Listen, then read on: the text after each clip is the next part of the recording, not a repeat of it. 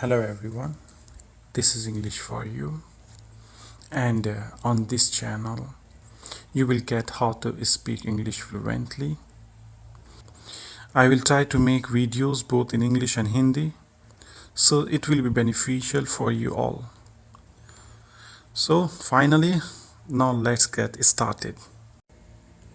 हमारा first word है adore. It's a regular verb.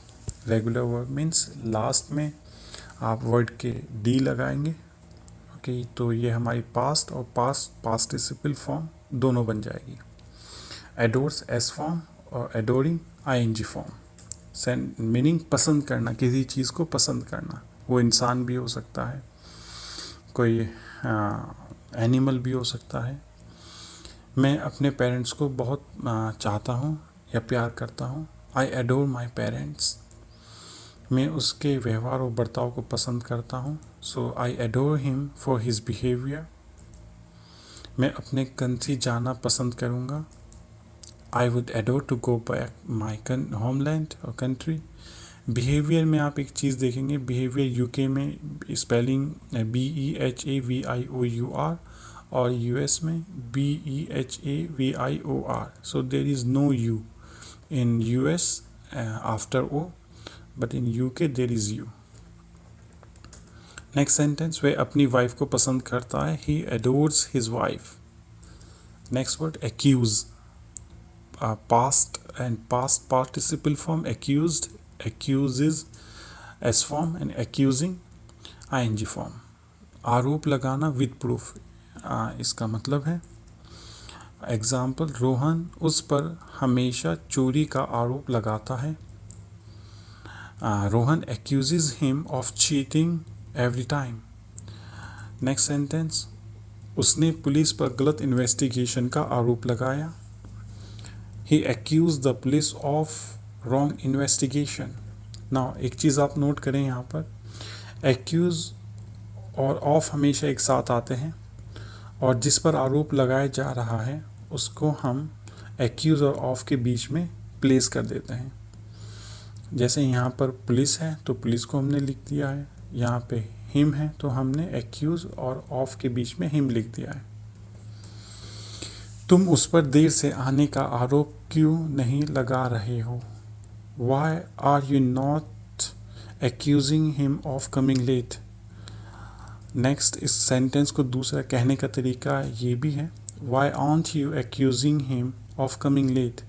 Second sentence हमारा नॉर्मली यूज़ किया जाता है. नेटिव स्पीकर्स कभी नहीं कहेंगे Why are you not accusing him of coming late? वो हमेशा कॉन्ट्रैक्शन यूज़ करते हैं और सब्जेक्ट से पहले आर नॉट को प्लेस कर देते हैं. So why aren't you accusing him of coming late. Next sentence, Sunil उस पर जासूसी करने का आरोप नहीं लगा सकता है. तो आप कहेंगे सुनील कैंट और कैन नॉट एक्यूज. फर्स्ट है can not then can't. Sunil can not और can't accuse him of spying. So can not भी यूज़ कोई नहीं करता है, कांट ही सब बोलते हैं. Sunil can't accuse him of spying. Can not को आप अगर कैन नॉट लिखना चाह रहे हैं या बोलना चाह रहे हैं, सो लिखने में आप कैन और नॉट को अलग नहीं करेंगे.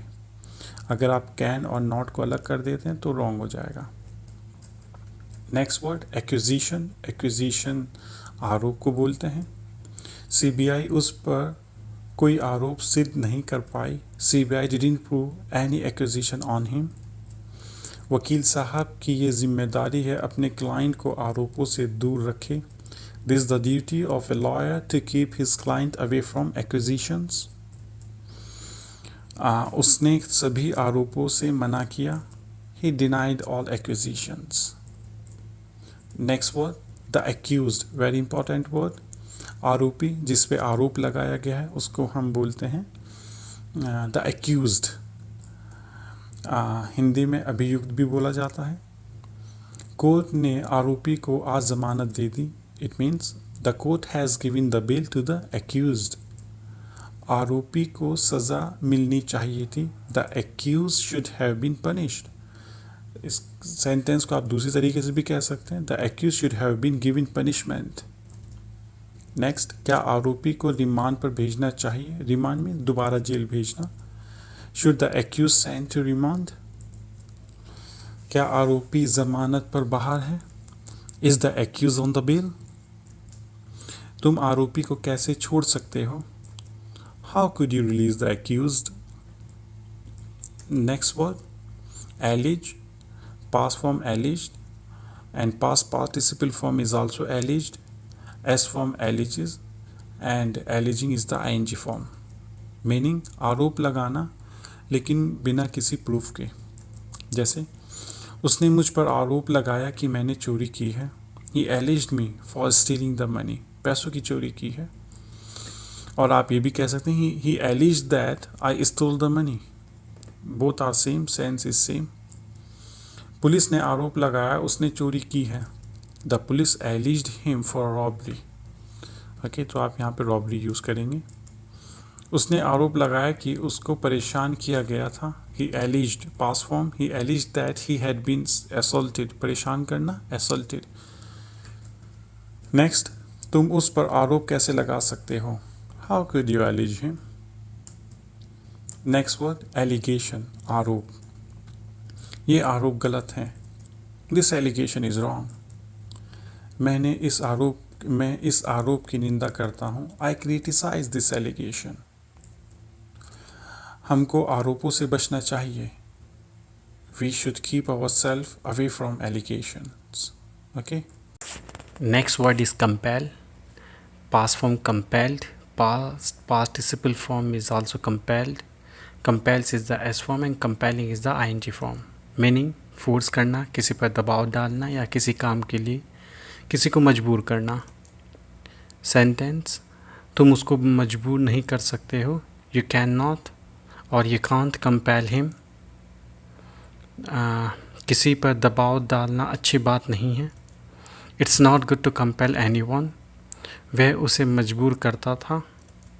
ही कंपेल्ड हिम। और आप ये भी कह सकते हैं he used to compel him. वह उसे मजबूर करता है। He compels him. और आप कह सकते हैं he used to compelling him.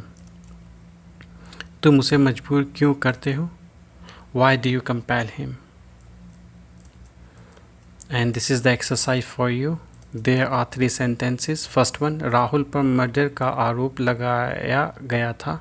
Second one, तुम उस पर आरोप नहीं लगा सकते हो क्योंकि कोई प्रूफ नहीं है। ये उससे काम करने के लिए मजबूर क्यों करता था? वह उसे काम करने के लिए क्यों मजबूर करता था?